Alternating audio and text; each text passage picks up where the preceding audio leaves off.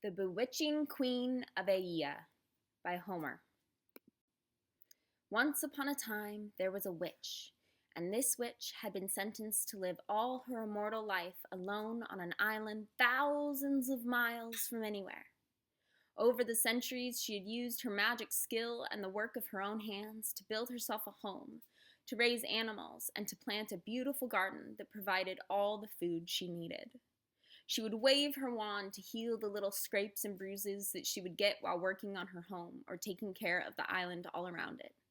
Her potions helped her cattle give birth without pain and helped wild animals to trust her so that she could pet them without fear. She had lived for many mortal lifetimes like this, talking to no one but herself and the animals when she first saw a man crossing on foot from the beach to her home. Startled, she hurried in and closed the door, but there was no lock.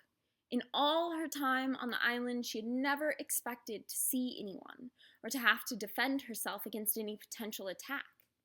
Quickly, she went to her mortar and pestle and began to grind herbs, lavender, valerian, chamomile. She added this to a jug of mead, the one she kept on the table. Just as she put the stopper in, she heard a knocking at the door. Hoping the stranger would simply go away if he thought no one was home, she made no move to open it. But the knocking continued, and the sorceress prayed to the goddess Aeaea to send the stranger away. She wanted only to continue her solitude. It was the punishment the gods sentenced her to, after all. But the goddess, if she heard, gave no sign. The knocking stopped. She held her breath. Smack! The wooden door crashed against the opposite wall. The man had kicked it in. He stepped over the threshold, drew his sword from its scabbard, and demanded, "Who are you?" The sorceress was taken aback. He had just broken into her home. He had no right to demand anything from her. But his sword was sharp, and he had the wild look in his eyes of a man who had spent too long at sea with too little to eat. So she replied, "I am the sorceress Circe, and this is my home. Who are you?" But the swordsman gave only a grunt as a reply before sitting down at her table, a table that had taken her 6 months to build from the wood of a tree she had planted herself, and he cracked the bench in two.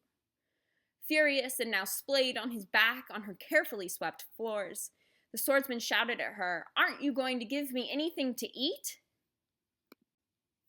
Circe hurried to her cupboard and pulled out what she had. It wasn't much. She had to grow and make everything she ate and never anticipated any visitors. But she put it all out on the table anyway. The swordsman, now sitting more gingerly on the remaining bench, shoved it all into his mouth by the dirty handful, never uttering a word of thanks. Circe looked on in disgust. After he had eaten everything she had set out, he turned his eyes on her. "What did you say your name was?" "Circe," she replied, chin held high. "Humph, Circe. That's a stupid name. I'll call you Seashell. You'll be my wife." And he stood to approach her. In panic, Circe cried, "But what about your mead? Aren't you thirsty?" He stopped, one leg still over the bench. "You're right, Seashell. I am thirsty. You should get your husband a drink." And sat back down. Oh, it's right there in front of you," Circe said, and she pointed to the jug of mead. Greedily, the swordsman picked up the jug and gulped, straight from the spout until it was nearly half gone. Wiping his mouth with the back of his arm, he made as if to point to her, but, mid-gesture, his arm and head fell, thunk, onto the table, and he began to snore. He was asleep. Circe knew he would be unsafe once he awoke, so she used her most powerful magic, the same kind that she used to help animals on the island give birth to healthy young calves. And she made him into a tiny, suckling pig and put him out to pasture with a sow who would feed him and care for him like one of her own. Closing the pasture gate behind her, Circe turned toward home, only to see another man approaching, this one dressed exactly like the first. Again he stormed in, again he demanded her goods, again he threatened her with a lifetime of servitude. So she transfigured him. Soon there were more at the door, in a crowd. Before they could eat what little remained of her stores for winter, Circe transformed them all. Just when she thought it was all over, another man knocked at the sorely abused door. More humble and polite than the rest, he did not demand, he asked, and he did not threaten to make her his bride. Instead, he sat by her fire and warmed himself and asked about her life and her island. Circe did not know if she could trust this man or not, but she knew that her magic mead would be no use on a man who did not seem to need a drink. So instead, she told him the tale of her life. She started with her childhood, her sisters, her goddess mother and nymph father. She told him of her power and how it scared the gods so much that they put her here on this island, where she could be no threat to them. And the man, astounded, listened to her incredible tale, to the story of building her home, of her pact with the wild animals, of her crafting her herbal potions. Circe had lived a long, long life, and so it was a long, long story. And soon the man had fallen into a trance. He did not notice the passage of time. He wondered no longer about the fate of his friends, and still she continued her tale.